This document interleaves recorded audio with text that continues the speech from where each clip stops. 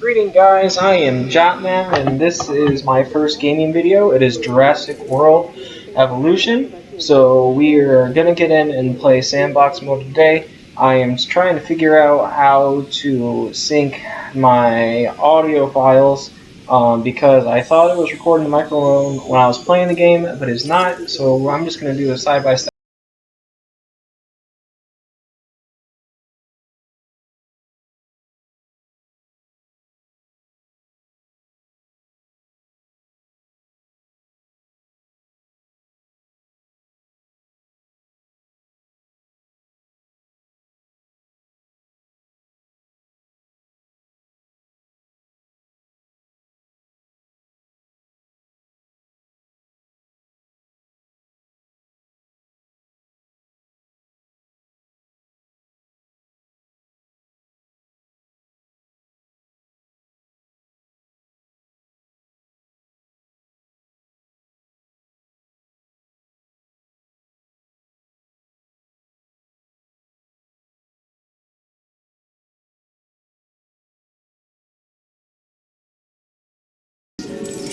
Cut right into the Islam. I'm not telling you to take this but next contract. It's all good. Right here I'm accepting the contract. Contracts are always good.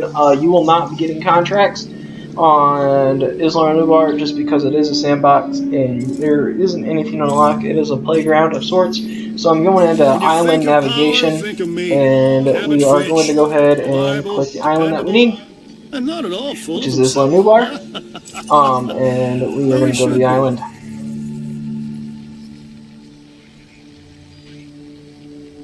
Again, these loading screens are gonna be in the pain in the butt in the future, and I'm gonna tell it.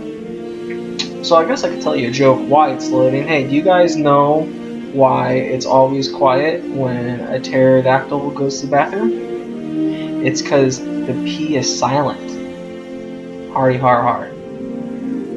You guys know why Tyrannosauruses can't clap? It's because they're dead. No? Nobody? I thought it was pretty funny. Alright, and here from the island, Dr. Malcolm is going to be talking here shortly. This island Jurassic isn't just World a place, is full. it's a defining moment in time. And for me, well, it's frozen. It's always frozen to that moment when I first made eye contact with a T-Rex. So, Jurassic World Evolution is full of all sorts of Easter eggs for the Jurassic Park fans. This one in particular was a reference back to the first movie when he was being chased by Tyrannosaurus Rex. Live in the past, but that's kind of what we do, isn't it? I guess if we can bring back extinct animals, why not bring back extinct parks? Oh, and we are going to bring back the extinct park. That's for darn sure. So right now, I'm going through here, and it's just going to be a sandbox. So we're going to start by doing, right here I'm explaining that there's 5 islands, and we're playing on the Isla Nubar. The other 4 are campaign islands where you unlock your stuff. I don't have everything unlocked, and my genomes are not at 100%, so there are going to be some slight problems. Not really problems, I guess. Challenges. Challenges would be the best word. So first off, we're going to do here is we're going to build our guest rating.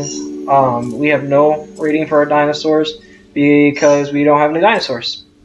We have a little bit of facility rating, which I honestly don't think we should, but it's because we have great safety, because you can't die if there's no dinosaurs to kill you. Unless there's a storm. But there's nobody here at the park, so it still won't kill you. Alright, so we're going to start by building a hotel. So we're going to go down to guests and click the hotel, and then I'm going to try to get it as close to the entry point as possible. Almost there, just a bit more. There we go. Alright, and build path. Gotta love those fancy paths. Alright, oh, it's obstructed, and path is built. There we go. Alright, we're going to have to build a power station to power said hotel. So you go a little lightning bolt down there, and then I'm going to build a medium power station. I'm going to put it in the back because nobody needs to go there except the power station employees. And there is a blue line there that is outside the available area, so you cannot build anything outside the blue line. You also might see red words that says terrain constrictions. I don't know how to get around that, so I just don't build around that. Well, I guess I do build around that. I can't build on that. So next, you're gonna have to build a substation because you can't power anything without a substation. So you go back. Oh, I gotta get rid of the water first. Too much water. Water and electricity don't mix, guys. Not that it matters for this game. In reality, I just needed a path back to my power station.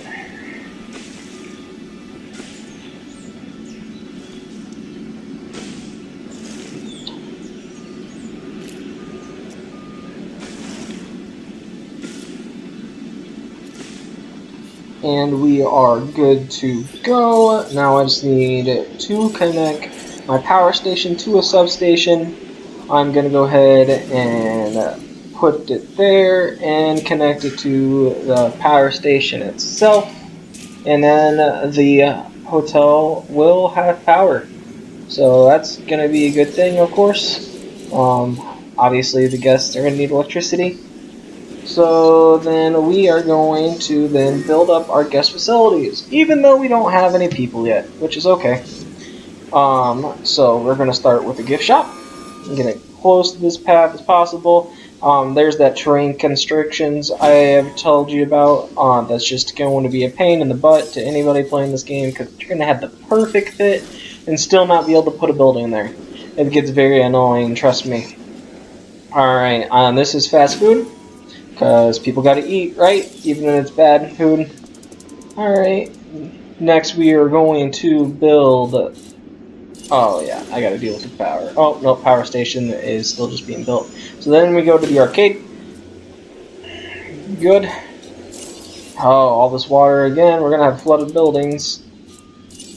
Alright, so toy shop and the water is getting in my way. Alright, time to get rid of it. Alright, no more flooding for me. Almost got it. And destroying nature, one theme park at a time. Alright, so going in, we're going to build a bar because I even need a good drink about this. And those stupid terrain constraints again. See, it just ruins people's plans. It really does. I'm gonna need to go to the bar after that horrific accident. Alright, and then we're gonna build a closed shop. And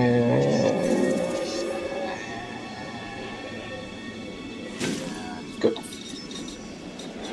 Alright, and then we will need a restaurant because people gotta eat good food. Gonna good Gordon Ramsay food. Maybe. Come on. There we go. Alright. Then we get to go to the bowling alley. Because after you eat some good steak, you're gonna need a little bit of bowling. So here we go. And good. Alright, now we just got to build path. And I realize that watching back on this, I forgot to add a toy shop, so all those poor kids are getting nothing for Christmas. And they're going to be very sad. Alright, so a bit of a click. Gotta go over at an angle just a bit. There, and connect it back to the main path. Perfect, and we are connected, and now they just need power. So I gotta go back to the little power thing. Gotta go get some large substations because they're gonna cover a lot more ground. We only need one more quite right here in the moment. We might need more later. We'll see. And connect that, of course, back to the power grid by connecting it to the substation. And then our guest should be happy if we had any. But, you know, why would they come to see nothing except nature being destroyed? So, we are going to build an enclosure here in a second. I'm going to kind of get a lay of the land. We got a lot of room to work with. Alright, so we're going to start by, I think, fences. We're going to need fences. We can stick a little path right here, though. And feed it right through the buildings. So I guess those two crane constraints didn't stop me at all, in reality. So now, we are going to go in. We're going to build a fence. And we're going to see exactly where the edge of our property lies. See that blue line there again? So we cannot build past that, so our enclosures are going to have to stay somewhat in those blue lines. I'm going to go build a viewing gallery, and that's going to tell me just where I need it to be. Right there, looks good. Yeah, I think I'm right about there.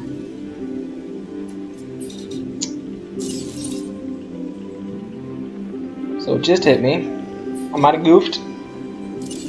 I needed to face the other way. See, I'm going to try to put a Hammond creation down and feed it to multiple enclosures, if I do it right. And that was not doing it right.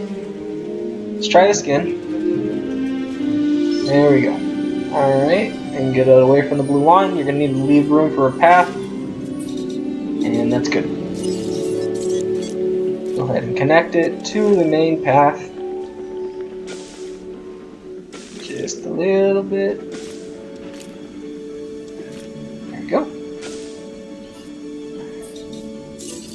Okay. Power that bad boy up. I'm going to use a sub-small station because I'm not going to need that much power. I'm going to go ahead and feed it behind there. The more cohesive you keep the power lines, the less obstructions there are going to be later. So that's powered. Now I got to wait to see where that's going to go. So once that gets done loading, we'll build our creation lab and enclosures. But right now, I'm thinking we're just going to take a fence and start running a line to the left to get it good and ready for whatever creatures we need to put in there.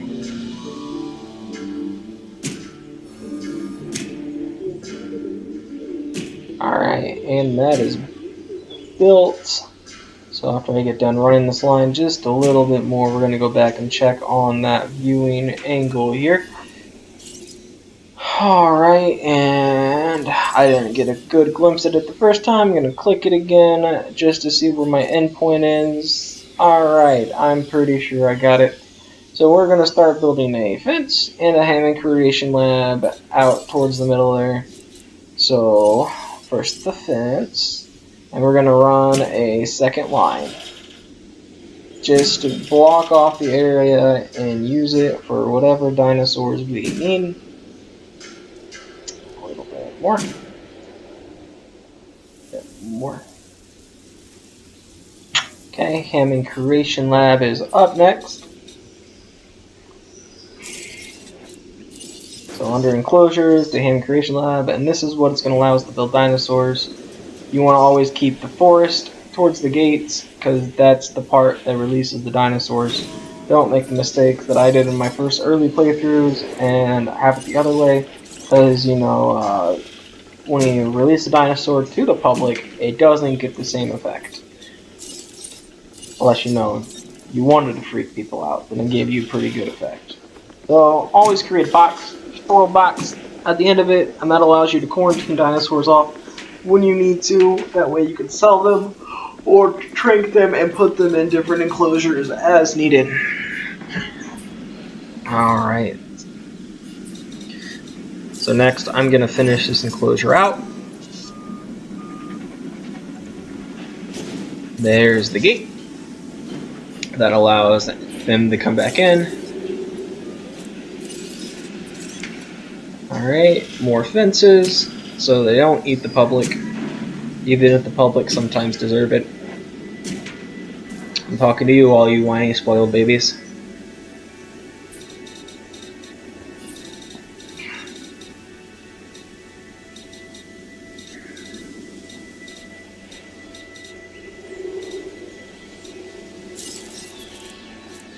Alright, now we're going to need a ranger station.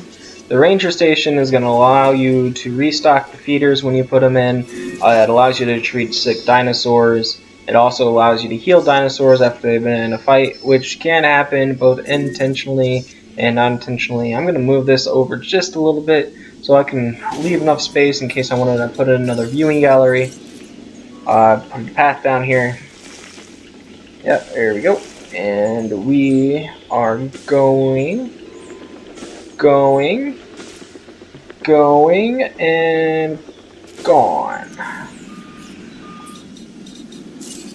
Alright, next we are going to need to power the ranger station. I'm going to give it a lot of power, just kidding. I'm going to give it a large substation, and that will give me a lot of power and cover a lot of things, which is nice for me. And any other building I put next to this. I'll put it over there now. I'm going to stick it right there. Alright, go ahead and link that back to the main power grid, and that will have power for days. Alright, and back to the fences. We're just going to go ahead and build a smaller habitat here for the moment. I know the brachiosaurus, which is what we're going to incubate, is going to need way more space. And I mean obnoxiously amount of space. So hopefully we'll get them comfortable, but right now we're just trying to get it set up, and my Hammond Creation Lab isn't powered. So we are going to need to add a substation. Go ahead and click it there, and connect it back to the main power grid. Yay, the substation is powering the Creation Lab, which allows us to incubate the dinosaurs. So right now I have them in alphabetical order. We are going to be focusing on the brachiosaurus and the Camiosaurus. Both of them require a whole bunch of space to be able to play. So we're going to start with the brachiosaurus just because he has a very high dinosaur rating, and it's better to knock out the hard guys first if you have unlimited funds, because then you can focus the rest of your park later. I'm going to go ahead and max out the incubation speed as much as I can here, because they definitely need it. The bigger ones take forever to incubate. I'm also going to add some success rate because I don't have my genomes all the way up to 100, which means that I will need them to be able to live in reality, because you know, a 50-50 shot at living isn't very good. It's better than none, but it's not very good. Alright, so those are currently incubating, and now I need to finish what I was starting, and that requires more fences. So we are going to go ahead and build down, and I'm going to add a second Hammond lab down here so I can incubate more dinosaurs at a time. So then back to enclosures, Hammond Creation Lab. Remember, you want to keep the forest to the paddock. And I'm going to go over a little bit to the right, and I'm going to create an alley for my dinosaurs to walk down when I want to release them. Hopefully.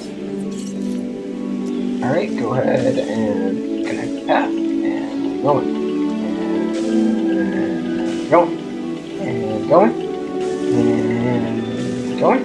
And now we just connect it back to the main path, and we're good. Hammond is going to need some power, so put a substation there just for the Hammond Creation Lab, because I don't really care about anything else down here. Alright. Gonna go ahead and put it down to the power grid. Go ahead and go behind the building. And we're good. I'm sure I'll come to regret that light pole later, or power line later. Alright, I'm going to build these enclosures out as much as I can.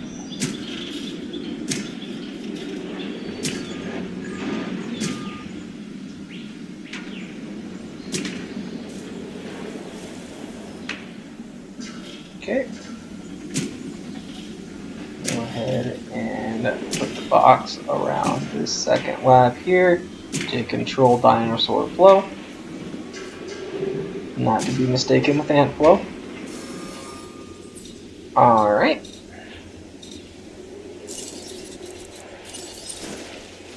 Give us some more viewing galleries here so they can be seen. The blue highlights is where the dinosaurs can be seen inside the enclosure. Obviously, the more that's highlighted, the more visible the dinosaurs are, and the happier the guest will be. Go ahead and delete this. I know I'm going to need a bigger enclosure later. How big do you ask? I have no idea. I'm just kidding. Pretty big. Alright, we gotta wait for that construction to get done before we add any more down, so I'm gonna go ahead and add a path. And it is connected so people can actually use the facility there now. And this looks like it's coming along pretty nicely. And we had an incubation failure. So that's gonna set us back just a little bit. At least it was only at 30-something% and not like 80-something%. Because those really suck when you think you're about to release a dinosaur and you have to start all the way from the beginning. So I'm going to add a gate here to release the dinosaur into the paddock when needed. And then I'm going to put more viewing galleries down here at the corner. And that should actually allow me to put the next one down too. Yep, and that is some pretty good coverage, if I do say so myself. Alright. Connected it to the path. Connected to the path.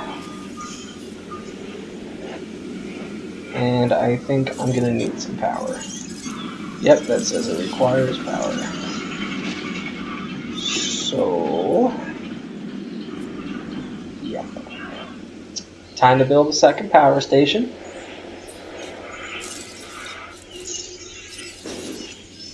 Alright, and medium one.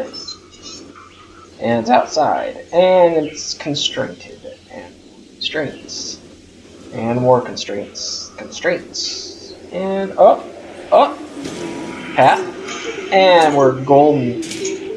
And connected to the main power supply, and we get ample power. In the meantime, I'm going to throw an upgrade down. Outage protection increases your protection from the power outage by 45%, whereas the output 3.0 only increases an outage chance return by 20%. So one improved outage protection will allow you to be able to keep the lights on with 2 output 3.0. You can see that kind of towards the bottom, I think. Where's that?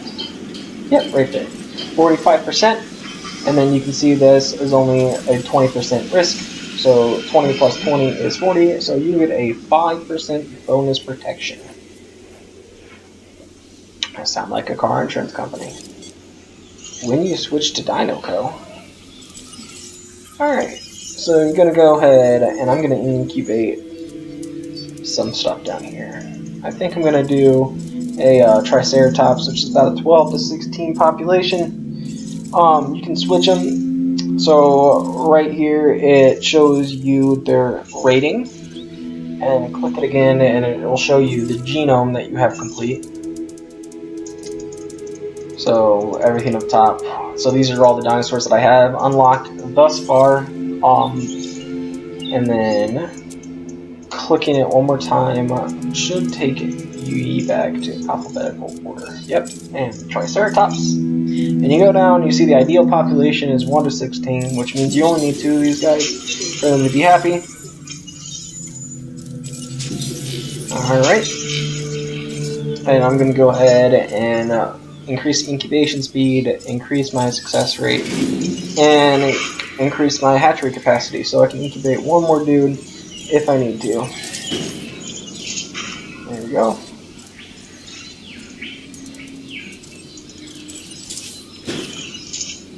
Alright.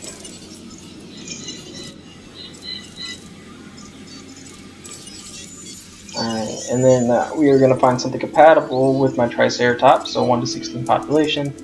I don't have information on this guy yet. Here we go, 2 to 16, so I'm going to need 3 of these guys ultimately.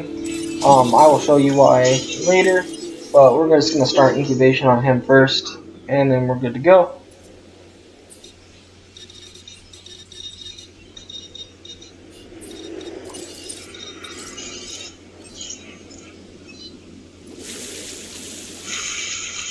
Alright, add some water. Okay, you gotta drink too, guys. Go ahead and fend some off from the brachiosaurus enclosure, so that way their populations do not mix and they stay comfortable. Put a gate here for the ranger squad so they can get into environments when needed.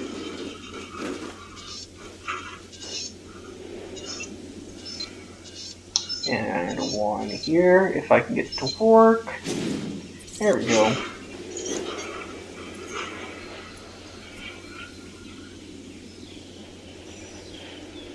Alright, so we're looking pretty good. We're going to need the enclosures again, gate. I'll put over here so they get easy access to the Triceratops paddock. And then we're almost incubated with those guys.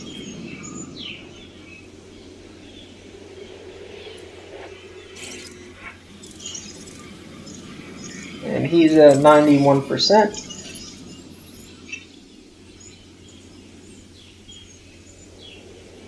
And we're ready to release it. I'm going to click Hammond Creation Lab 2.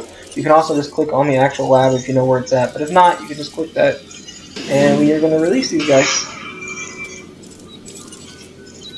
And I probably should have stayed with the Triceratops to let you guys see the release, but I would much rather you see the brachiosaurus release. That.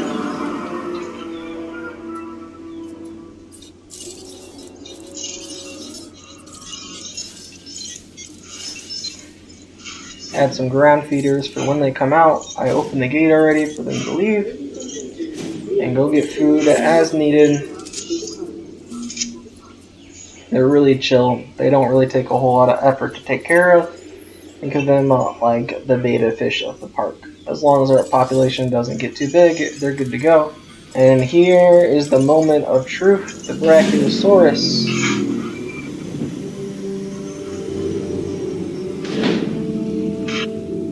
Oh, he's looking at us, guys.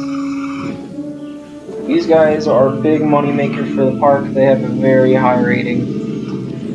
Real pain in the butt to get the enclosures right. It's going to take a little bit. I think I will save that for the next time we jump into this. So let's just enjoy this release for what it is. I am Jumpman. It's been a pleasure showing off this game to you today. And I will see you guys in the next video. So majestic.